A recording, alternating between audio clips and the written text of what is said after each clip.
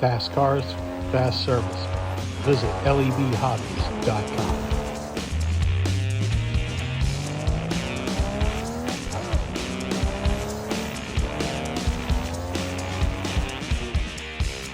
Hey folks, thanks for bearing with me. I really appreciate it. Let's just get into a bit of news, shall we? We only have a bit this week, but some good stuff. Race Track Scenics has a really cool homage building to A Rama that they've done. It's got an interior in it, of course, with a track, of course, and I think it's incredible. It's the first real landmark slot car track building, I guess. I don't know. It's got a special significance, of course, because this was, is an icon of the American slot racing scene basically forever. And the fact that they've done it is, I think, really, really awesome. And good job, guys. It's awesome, as I said. Scale Auto with some new liveries on the SLS AMG, which looks really quite nice, and the Audi R8 LMS car. It's a Valvoline livery on that car. Looks really great as well. They continue to really crank out, the really high-end hobbyist types of cars. And I know they might be a little unfamiliar to some people. I do get this question about them in Avant Slot pretty often about what kind of quality they are, and they are, the same quality as like the top brands that you would buy and you would race in a club. Each of them offer some really unique things, and Scale Auto stuff is really, really great. Speaking of Avant Slot, they have two liveries that they've shown now, number 51 and number 57, of their new red cars, their new not Ferrari Ferraris. These look absolutely fantastic. Really cool to have yet more entries into the GT3 field. These cars for sure are going to find their way onto tracks here in the U.S. I do hope that the distribution doesn't hurt these cars, not getting out to folks that I'm sure want them. And they're definitely cars to check out. And if you have the opportunity to buy one and you're into the Ferrari, you definitely should buy one, because these cars will not disappoint as far as performance. It's just really, really great stuff.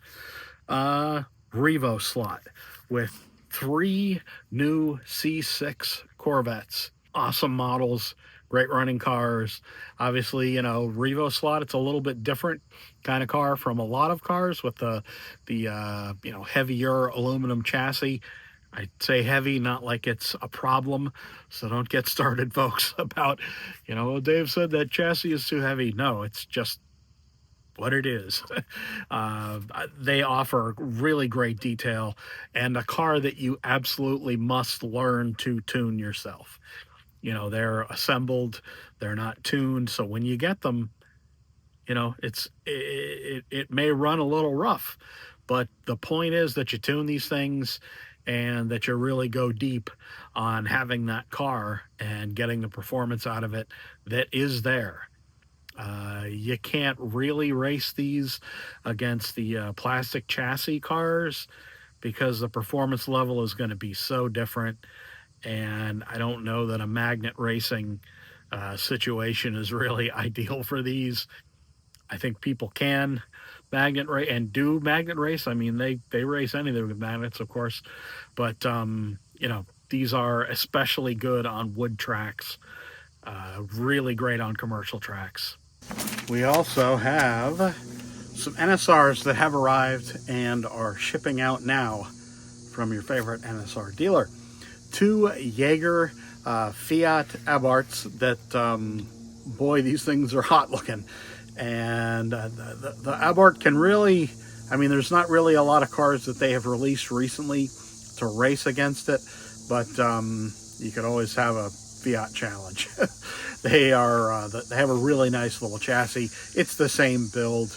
as you know, most every NSR, they have a Sidewinder motor. So I have the chassis in here for you so you can check that out. And you should check it out. If you don't have one of the Fiats, they're really nice little cars. Performance on them is definitely different from the other NSR stuff. Not bad, just different.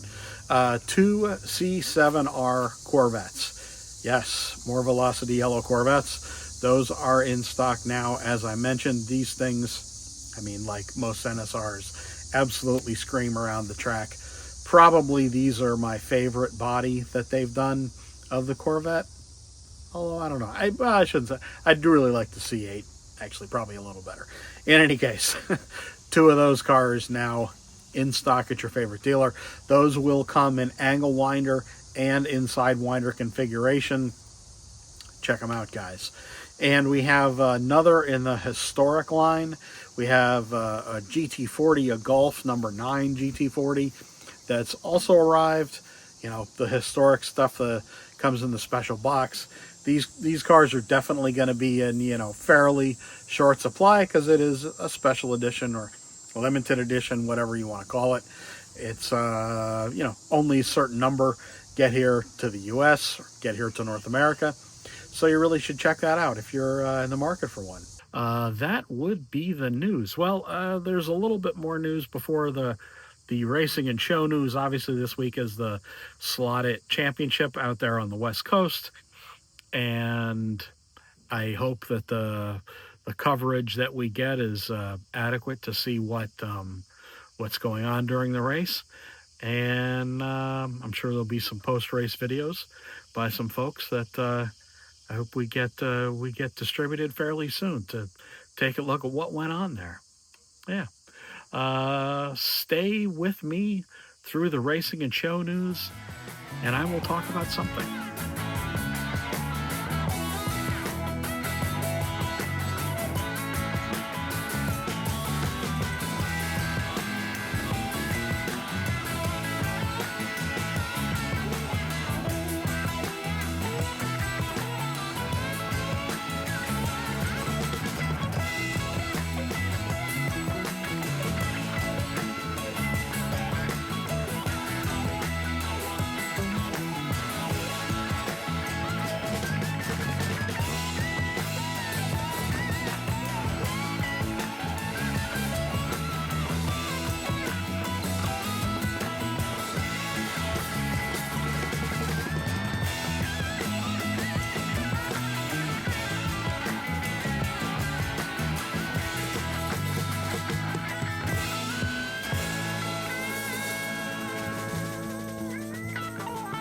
So, the topic today is inspired by a conversation I just had with my wife about people volunteering to do things at church. Bear with me. So, we talk an awful lot about marketing the hobby, and the problem is the U.S. is so large and the markets are so diverse that there isn't a good way to market to essentially the entire continent, North America at least, in one go. When I worked for various companies, we did quite a lot of events. I certainly did more for Carrera because I was there for a lot longer.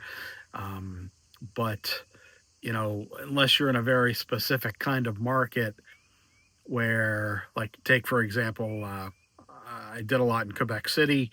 We had a really good dealer there who bought a lot and still buys a ton from Carrera. And we got to do the Quebec Auto Show every year for, I think I did it 3 years. Not really sure. I think 3. And because Quebec is kind of, I don't want to say a closed market, but a more restricted market because of the language, I would say. So it was really easy to market there because you had one major city. I mean, sort of two. We did things in Montreal, but definitely in Quebec City, we had more effective efforts, I'd say. So we talk about, how do we market the hobby to get more kids in? Honestly, it's going to be kind of an all of the above approach. Skelectric has just released the Fast and Furious, whatever it is, 32 set that they were going to, really heavily market here in the U.S. Unfortunately, their national U.S. Sales director left. So, they're kind of down to a pretty small staff at Hornby America now. We used to have a bunch of people when I was even there, but now it's down to just a few. And to the best of my knowledge, they can't do any marketing events. Carrera do some marketing events, but let's be honest, not many. It's a difficult thing to get the companies to do any kind of marketing here in the US because frankly they just don't have the staff anymore. So it is kind of up to us, the slot car evangelists, to do something where and when we can. If there's a possibility to do cars and coffee in your area, go and do it. If you don't have a plastic track, if you feel inclined, go buy one, put it up, and evangelize the hobby. It's really, frankly, the best way that it's going to happen here in the U.S. There's not really any chance of there being a good marketing campaign, even in specific markets. I mean, you really do have to look at very specific markets. You're talking about certain regions in the area. Like I had done some advertising on TV when I worked for SCX in the Chicago area, actually the southern suburbs of Chicago, very specific, because we had a really good dealer or two there. So, really that very retail marketing where you're, a rep for a company or, even a member of a club and you're out there talking to people about slot cars.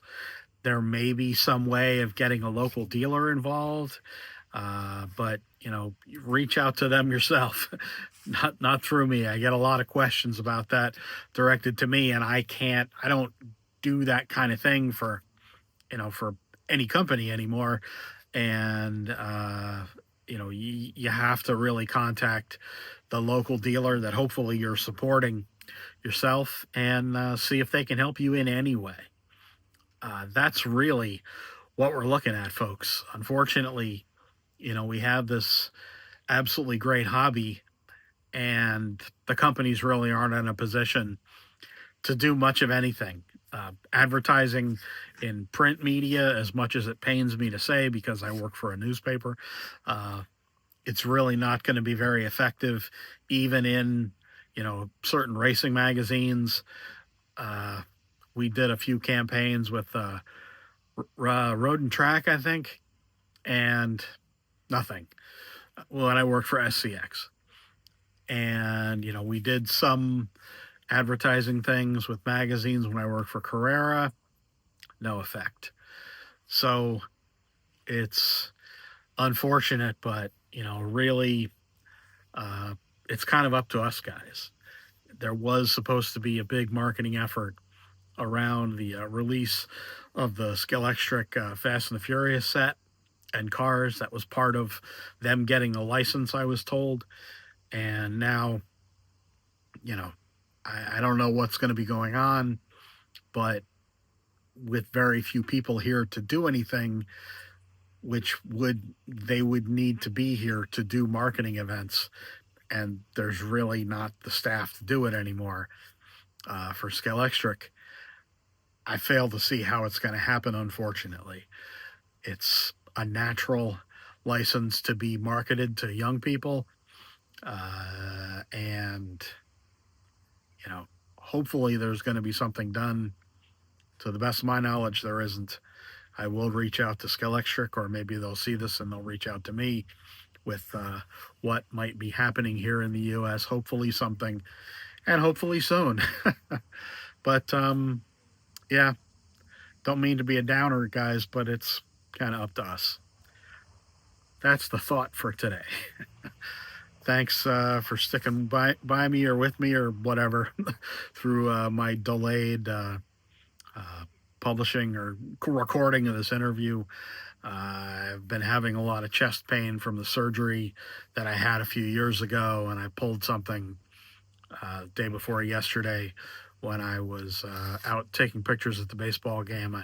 The backpack I carry is about 50 or so pounds of gear, and came off my shoulder in a weird way, and I have a really, it's nerves and a muscle, the doctor thinks, in this area right here, because the surgery went through my ribs to get to a gland that they removed for the, anyway.